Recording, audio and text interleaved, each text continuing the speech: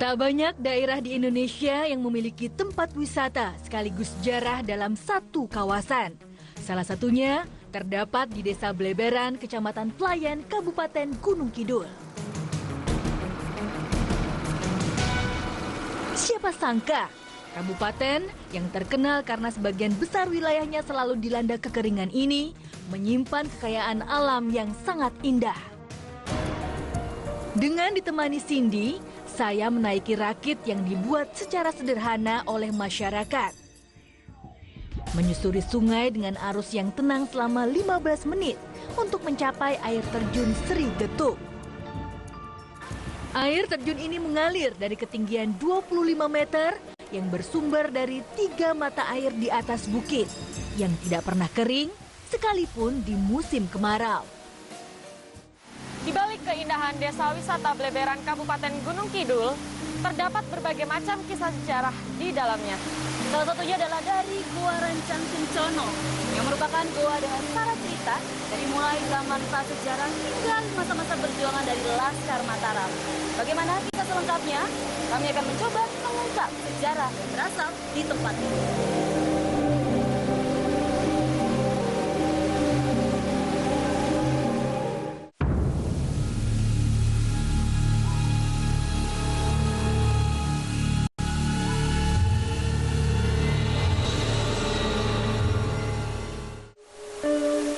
Berkembang kisah, di tempat ini sering terdengar suara ketukan alunan musik saat hujan tiba. Ketuk, secara lafal mirip dengan getuk. Itulah yang menjadi awal mula air terjun ini dinamakan Sri Getuk.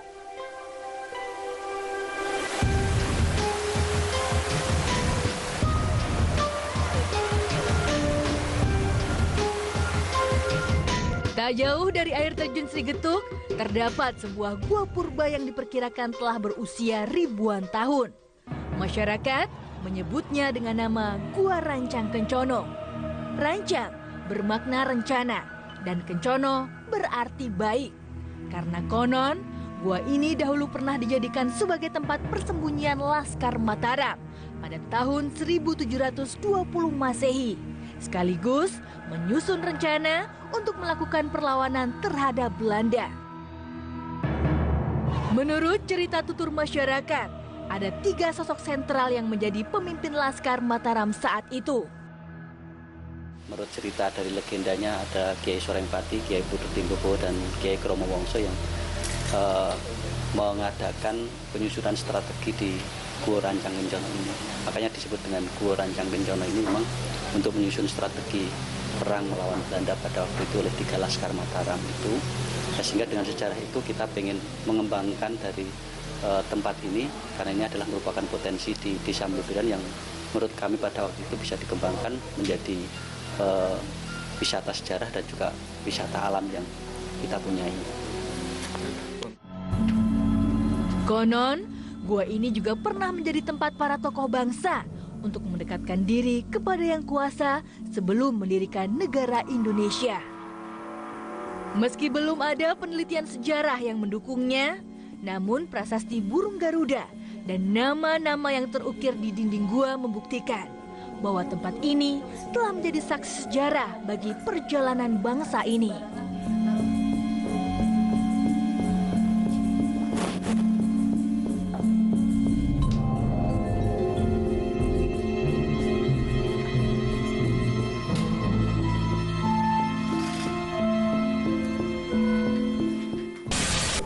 Saya dan Cindy pun bertemu dengan Pak Aryo, sejarawan yang akan menjawab semua rasa penasaran terkait cerita Gua Rancang Kencono. Penasaran mengenai sejarah dari Gua Rancang Kencana ini seperti apa, Pak?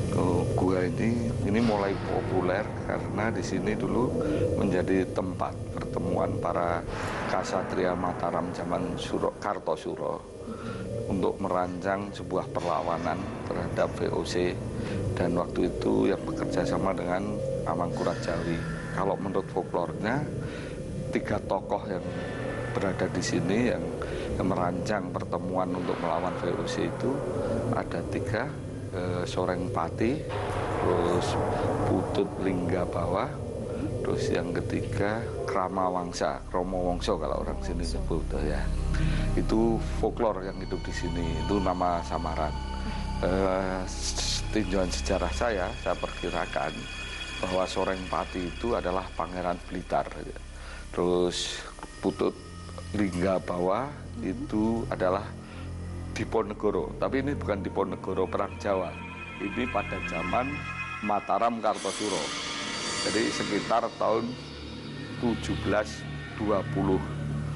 Mereka kemudian menyerang balik ke Kartosuro, melawan VOC dan melawan tentunya juga Amangkurat-Jawi sebagai raja bentukan VOC.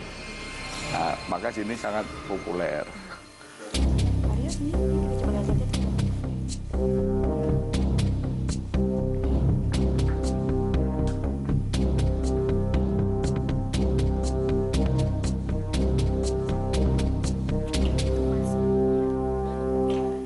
Kalau dari pemilihan tempat di Gua Rancang Kencana ini, kan di Kabupaten Gunung Kidul ini banyak sekali ya Pak gua-gua yang dari Gunung Kas itu. Kenapa sih Pak mereka atau dari Kerajaan Mataram lebih memilih tempat ini? Gunung Kidul ini punya banyak gua di bawah tanah, punya banyak sungai di bawah tanah, sehingga secara strategis ideal untuk bersembunyi.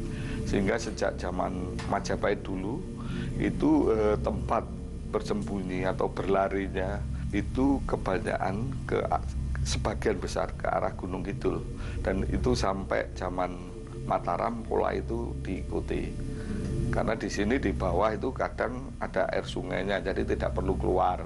Baik Pak Aryo, terima kasih atas penjelasannya. Ya, sama-sama, mudah-mudahan berguna. Sungguh sebuah cerita sejarah yang luar biasa. Dapatkah kami memperoleh informasi lebih dalam tentang gua ini?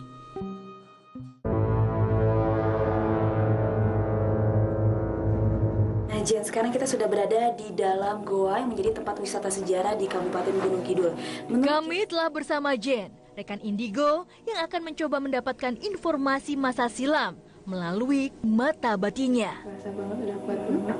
Nah Jen, tadi Jenny bilang ada sosok aura negatif juga yang berasal dari luar. Itu memang sebelah mana sih Jen? Aura negatifnya di pojokan sebelah situ sih. Di sebelah sana? Sosok apa itu memangnya? Jadi dia tuh kayak atasnya orang, terus bawahnya tuh nggak ini sih, nggak kelihatan karena dia di situ kayak semacam duduk gitu. Semacam duduk, tapi rupanya itu menyerupai manusia? Dia sebenarnya laki-laki, tapi kayak badannya tuh penuh dengan rambut semua gitu. Oh, jadi berisikan rambut semua seperti itu ya? Itu sedang apa Jen? Dia lagi ngeliatin ke arah kita sih. Nah, bicara tadi katanya tempat ini dijadikan tempat rapat. Itu Jenny tahu nggak posisi dari Pangeran Diponegoro dengan laskar-laskar Mataram yang itu melakukan rapat di sebelah mana memangnya? Biasanya di sini. Jadi Di tempat ini sekarang kita. Jadi ini ada kayak batu ini. Itu tuh kayak dulunya tuh buat tempat duduknya sih Pangeran Diponegoro. Biasanya di sekitar sini itu banyak kayak petinggi-petinggi dari Kerajaan Mataram. Gitu. Saya dan Cindy pun tertarik untuk merasakan energi di tempat ini. Bisa di sebelah sini aja. Bisa.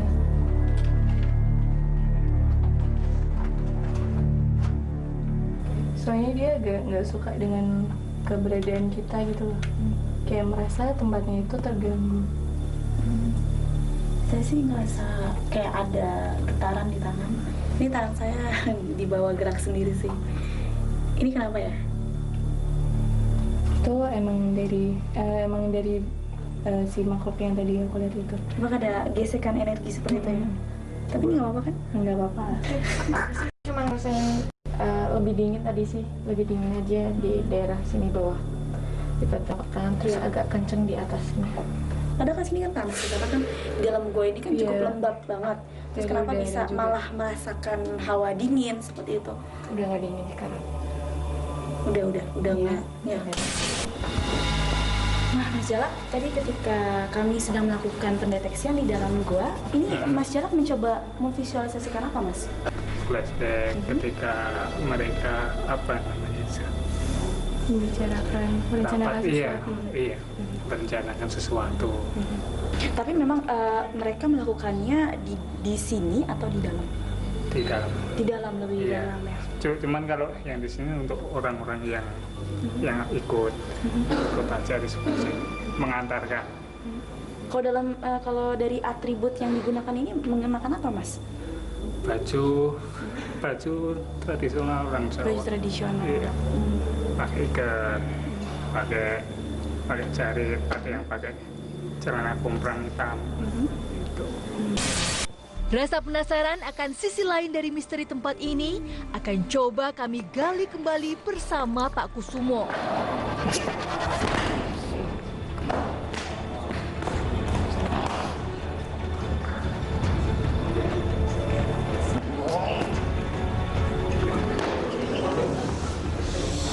Tampaknya makhluk-makhluk di gua ini begitu beringas.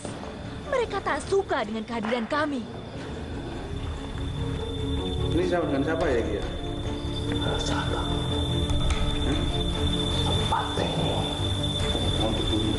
Jangan dong. Jangan, kita kan cuma mau nanya di sini terus. Kami datang baik-baik kok ke sini. Apa nih?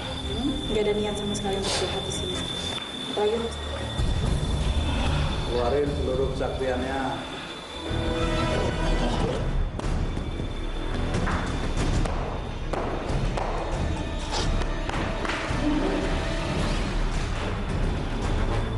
Anda ini posisi Anda di sini sebagai apa memang? Orang Joko. Rumahku yang gini. Oh, rumahnya di sini. Sosok Anda seperti apa?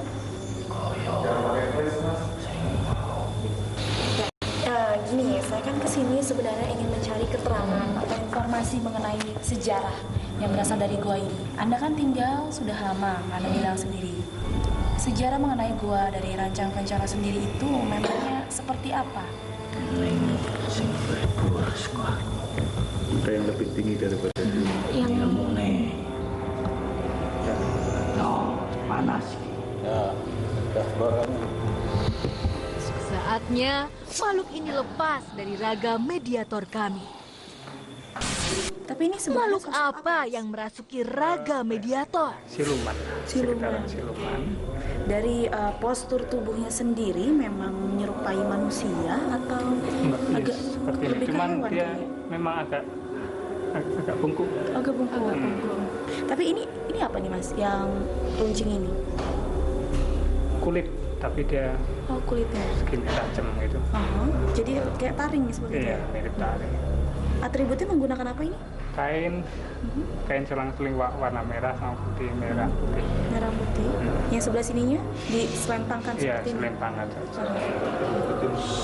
Matanya juga Iya. agak lebih besar ya Iya. dibanding Dan hijau warnanya. oh, warna hijau seperti itu. Hijau. Baik Mas Jalak, terima kasih. Mari. Terima kasih Mas. Karena belum mendapat informasi yang utuh, makhluk gaib di tempat ini kembali kami hadirkan.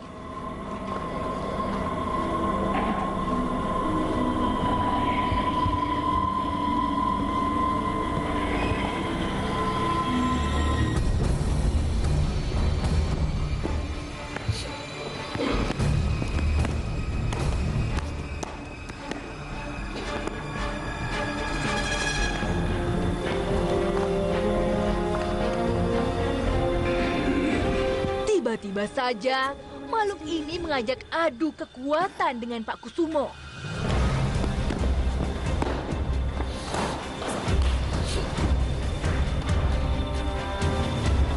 Nampaknya mediator ini sulit sekali untuk dikendalikan oleh kami dan nampaknya dia mencoba menyerang kami.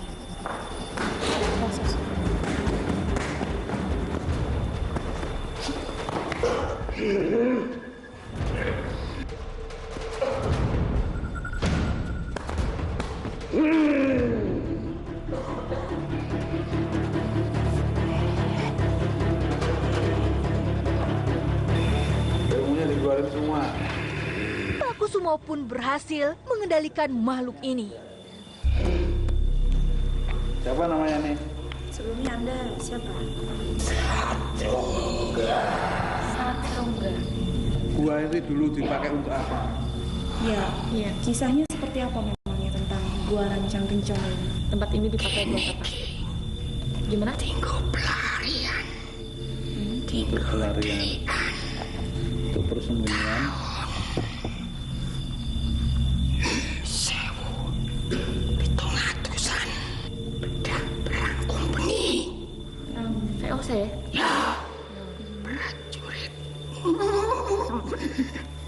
Mataram. Ono leko playon rene. Ada yang melarikan diri ke sini. Senopati loro gagal. Rancang. Gua tinggal ngerancang. Gua untuk merancang berencana itulah. Rencana mulia. Gua kesutan. Ketusane. Kemakmuran Goro Mataram. Yang merancang itu siapa memangnya? Kiai.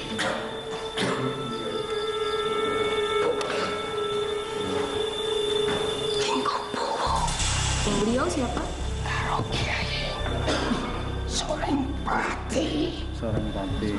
Waktu itu memang kondisinya, situasinya itu seperti apa memangnya? Mataram Sringge. Serangan ronta. Skala Lek Sandi negara dewe kue pengkhianat.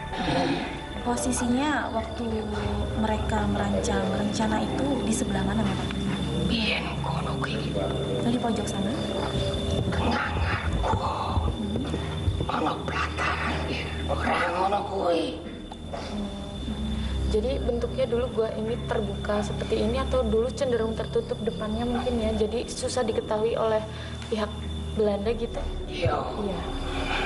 Nah kalau ruang-ruang atau lorong-lorong yang berada di dalam difungsikan sebagai apa? Oke, wirong kebuka. Ora mingkasat ngono kae. Mbak, ketika para Laskar Mataram merencanakan strategi di sini, nah strategi itu sebenarnya seperti apa? Strateginya bagaimana? Strategi sapit urang. Bolo sithik Trisa Merjaya ning siji. Ya. Rusake. Kenapa? Oke. Ya. Wong Jawa keblinger Harta. gulden. Lemarake bubar. Tapi dua orang yang merancang perang itu beliaunya gugur apa selamat waktu itu?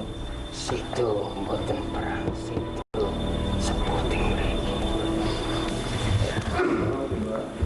Matur nuwun keteranganipun. Itu bermanfaat untuk orang banyak. Saunnya buat dalaken nggih. Saatnya mediator siuman.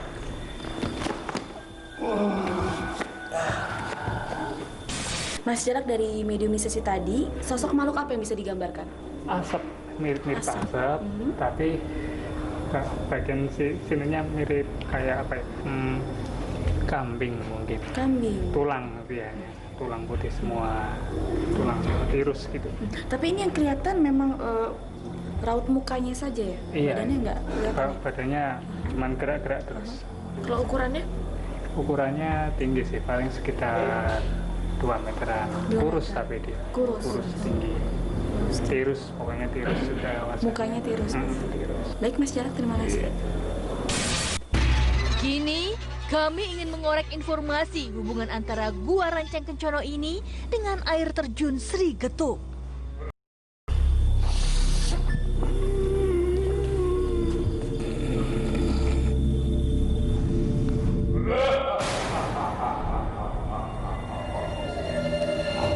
Anda bisa memberikan informasi ke kami? Jadi Anda berasal dari mana memang?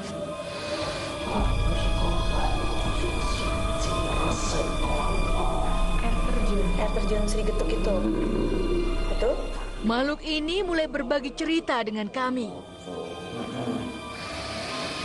Memang tempat itu dipakai untuk apa memangnya? Ini zaman semono. Donggur resik. Yang memakai tempat itu siapa? kuwi isih ana kaitane karo Mataram. Terus ada hubungannya Sri Geduk sama Gua Rancang? Iya, nek hubungane ya mesti ana. Ya, hubungannya seperti apa? Hubungane ya aliran dari para penggede-penggede kene. Ya. Sing cuma ndok ana ing gua kene. Ya kuwi mesti ini do resik-resik mesti nyang banyu suci kono. Dalane ya wis ana dhewe. Dalan sing saiki do ora ngerti para manungsa sing ditutup rapet. Oh iya. Ini kan di situ ada mitos bahwa sering terdengar bunyi-bunyi gamelan. Memang atas ulah Anda atau semacam gamelan sing diunekke ketok ning ora ketok. Lalu itu siapa? Krungu sing ra ketok.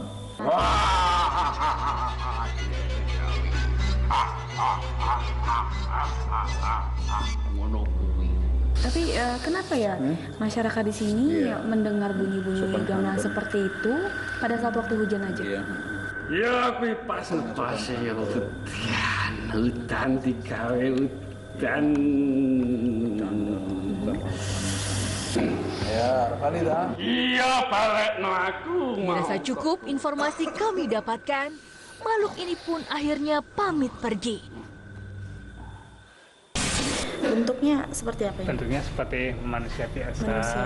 cuman hijau agak kemerahan. Warna kulitnya? Warna kulit. Mengenakan atribut apa ini? Ini perak sebelah sini, Itu semacam mahkota atau bagaimana? semacam mahkota, semacam logam gitu. Pakaian cuman pakaian putih panjang. Putih biasa. panjang. Ukuran postur tubuhnya semana? Biasa ukuran manusia paling sekarang 180 cm lah. 180 ya, seperti orang beli Mas. Iya. Baik Mas Jalak, terima kasih. Mari. Nah, Cindy setelah mengikuti penelusuran bersama Dudungnya di Gua Rancang-Kencono ini, pengalaman apa yang bisa didapatkan? Seru banget ya. Yang jelas ini pengalaman pertama di mana aku tuh bisa kenal sejarah. Apalagi ini sejarah mengenai kerajaan Mataram yang terkenal itu di sebuah gua. Jadi ada beberapa sejarah yang belum terungkap, sedikit-sedikit terungkap tadi ya Iya, di benar. penelusuran tadi.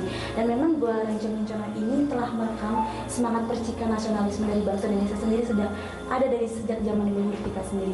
Nah, makanya sih kita juga sebagai penerus bangsa juga harus tetap menjaga nilai-nilai nasionalisme. Bener banget itu.